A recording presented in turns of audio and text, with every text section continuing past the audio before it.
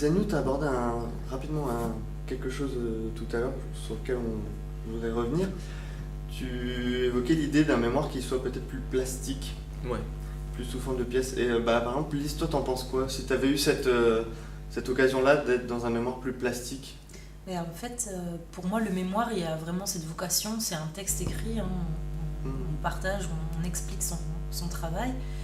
Et j'ai l'impression que lui donner une autre forme plastique, ça va peut-être lui faire perdre sa fonction première. Et peut-être une autre forme, je veux dire, au niveau de la mise en page, des choses comme ça, ou peut-être quelque chose de lu, de visible. Mais quand on parle d'une pièce plastique à part entière, je ne vois pas comment on pourrait dire autant que dans les quelques pages, en fait. Hein. On ne pourra pas en dire autant. Et du coup, ça te pose problème? Ben, pas nécessairement, ça me pose pas problème, mais j'ai du mal à imaginer comment on peut véhiculer autant de choses par le biais d'une pièce que sur écrit, en fait. Hein. Ouais. Parce que ça sert aussi à ça, mémoire, c'est à pouvoir partager, à pouvoir expliquer son travail. Et c'est assez délicat, sinon, dans ce cas-là, on met en question l'idée du mémoire, et rien qu'avec notre production plastique, on est capable de véhiculer ces idées-là, donc il ne sert plus à rien, on va dire. Mais, ça peut être ambigu, c'est vrai. Amandine, toi, tu... Non, moi je suis pas d'accord. Non, moi je pense que le mémoire sous une forme plastique, ça peut dégager beaucoup plus qu'un mémoire simplement écrit.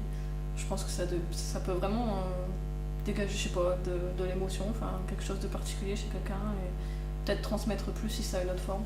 Si la personne considère que sous une forme plastique c'est une écriture et qu'elle le travaille vraiment en tant que tel, je pense que ça peut être pareil, voire plus écrit qu'un simple mémoire textuel, je pense.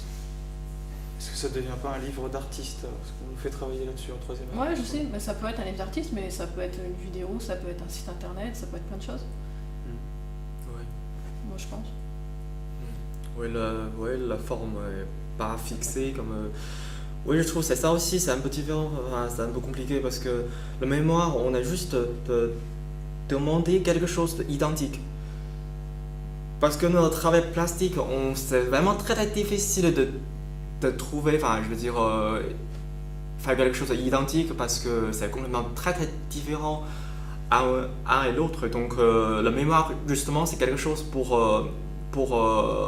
montrer au jury ou le professeur, on a la recherche, on a tout ça, quelque chose vraiment présent ou lisable, ou enfin lisible, quelque chose de sous la forme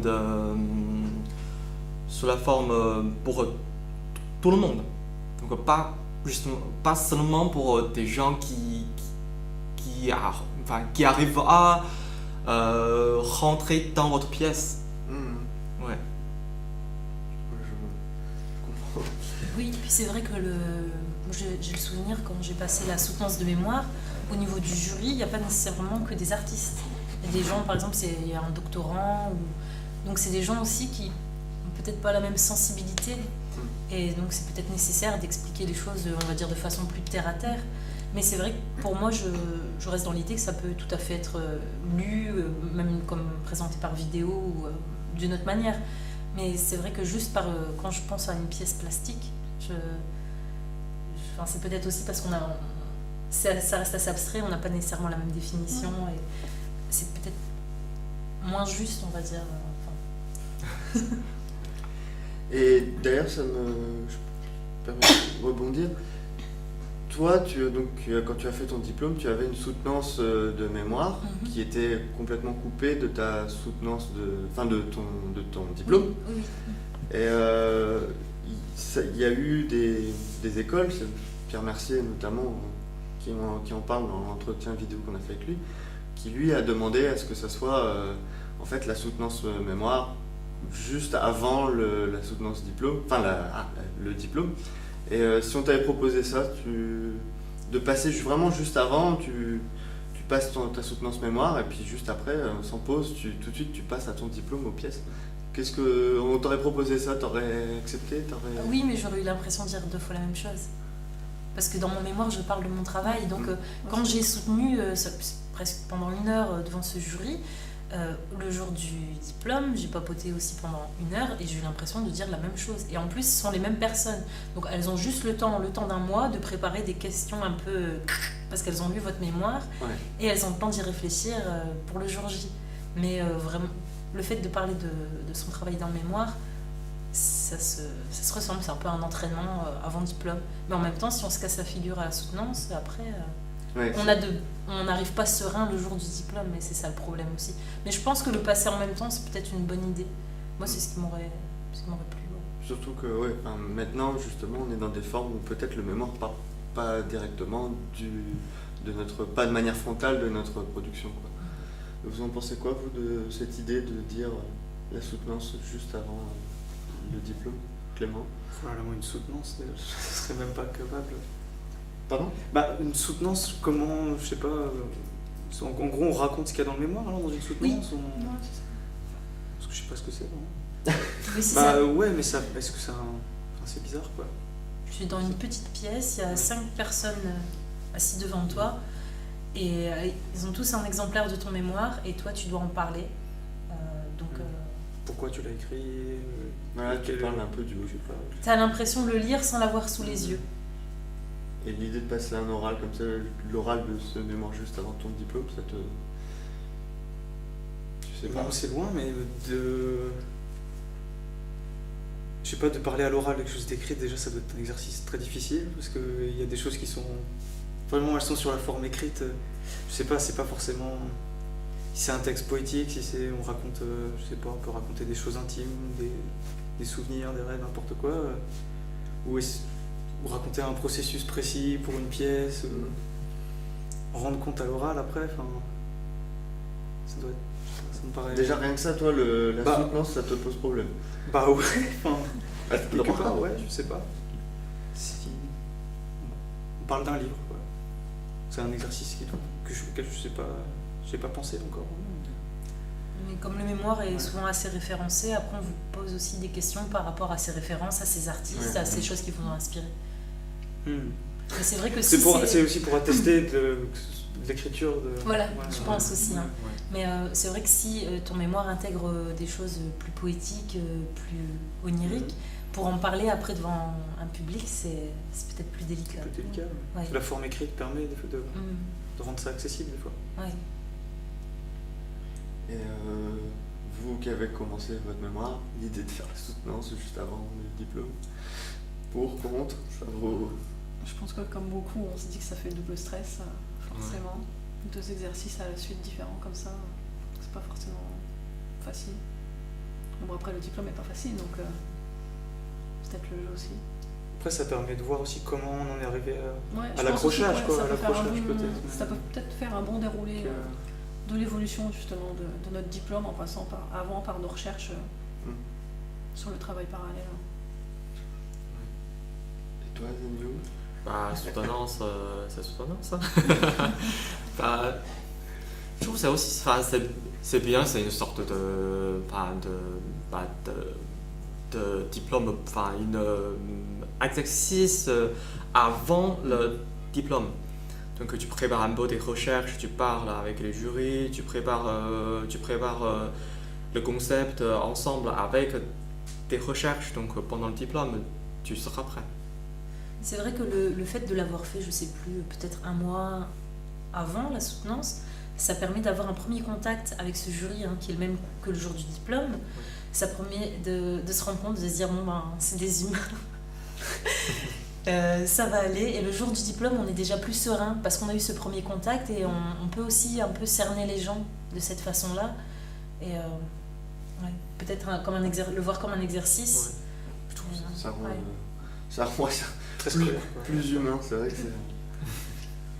que c'est intéressant de se dire ça, parce que c'est vrai que c'est pas, la soutenance de mémoire, c'est pas non plus un exercice forcément facile, et notamment ce que tu disais, qu'est-ce qu'on dit dans une soutenance de mémoire? Tu reparles du mémoire, mais sans en parler en fin de compte, quoi. C'est un peu, il y a un côté un peu étrange par moment. Après, ça dépend du sujet aussi, du coup. Si tout à l'heure c'était l'histoire, est-ce que c'est un sujet sur son travail ou est-ce que c'est un sujet extérieur, du coup? Enfin, ou si on parle de faire un dossier sur, je sais pas, sur une recherche sur un artiste, sur un mouvement, une histoire de l'art. Peut-être que là, dans le cas où on ne parle pas de son travail, c'est peut-être intéressant justement de pouvoir développer un rapprochement entre pourquoi j'ai choisi ce sujet. Je sais pas. Bien, bah écoutez, je crois qu'on a fait un tour assez intéressant. Je ne sais pas si quelqu'un a quelque chose à rajouter, encore une question, quelque chose. Mais moi, je voulais ajouter que c'est pas toujours facile pour les gens d'écrire un mémoire. Moi, j'ai un rapport à l'écriture assez simple, assez fluide. Mais je voudrais prendre comme exemple, par exemple, Julien, qui était dans ma classe, qui a énormément de mal avec l'écriture. Pourtant, il a beaucoup de vocabulaire. Et c'est, je pense, quelque chose qui lui a fait arrêter, on va dire. Il a peut-être pas voulu passer le DNSEP à cause de ça, parce que il est rentré à l'époque dans une école d'art où on ne demandait même pas le bac, et où les gens étaient des artistes, peut-être des passionnés, on va dire, et on arrive sur quelque chose qui est de plus en plus universitaire, scolaire, et peut-être que ça dénature, littéraire, et ça dénature aussi peut-être une pratique plus brute, plus passionnée. Et ça ferme peut-être aussi les portes à certaines personnes qui sont dysorthographiques, par exemple, ou je veux dire, il y a des tas d'artistes sans doute qui ne savent pas écrire, ou même des illettrés, et quand on va voir une pièce ou quelque chose d'un artiste étranger, on parle pas sa langue, mais on le comprend. Et je pense que c'est quelque chose qu'on peut perdre à cause du mémoire, et je trouve ça un peu dommage. Voilà. Et peut-être que du coup, l'idée d'être dans une forme plus plastique, plus liée à la vidéo, parce que bon, moi je l'ai fait comme ça, j'ai aussi des problèmes et j'ai pris le parti de le faire en vidéo. C'est une manière aussi de, peut-être justement, pour les gens qui ne sont pas à l'aise avec ça, pouvoir en... Mais peut-être que tu as la chance de pouvoir le faire en vidéo, mais il y a 2 ans, c'était le début du mémoire, on était les premiers à passer la soutenance. On avait c'était écrit, c'était un certain nombre de pages, et il y a même des écoles comme à Toulon, ils avaient autant de lettres par page, police 12, enfin c'était très carré. Donc c'est bien peut-être maintenant que ça se débloque et ça puisse laisser la chance à d'autres personnes qui ont plus de mal avec l'écriture de pouvoir s'exprimer et de pouvoir passer le diplôme quand même. Et d'ailleurs je pense à ça là d'un coup, mais toi maintenant qui es sorti du système scolaire, c'est vrai qu'il y a eu un argument pendant longtemps qui, je pense, est tout à fait intelligent de dire, mais de toute manière, quand vous allez sortir de l'école, vous allez être confronté au papier, aux demandes de bourse, etc. Et toi maintenant de ton expérience, est-ce que tu trouves que ça t'a apporté ou ça a pu t'aider ? C'est vrai que quand on veut répondre à un appel à projet ou demander une bourse, envoyer un dossier pour une exposition, il y a tout ce travail qui est lié comme au mémoire, donc d'écriture, mais aussi de mise en page, et puis la lettre de motivation aussi. Ça prend beaucoup de temps et je pense qu'on n'y est pas nécessairement préparé.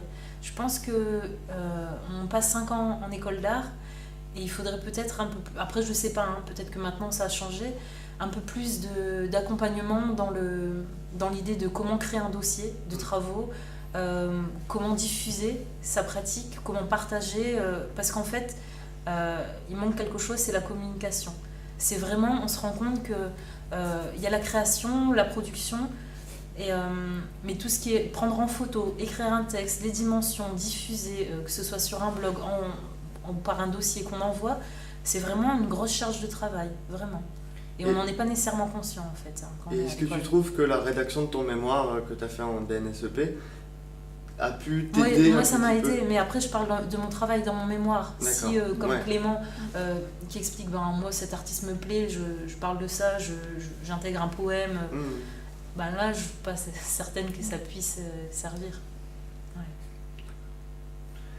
D'autres remarques, quelqu'un? Bon, je crois que on peut s'arrêter ici. Je vous remercie tous d'avoir répondu à notre invitation. Merci. De rien. Merci. Merci. Et à bientôt. À bientôt.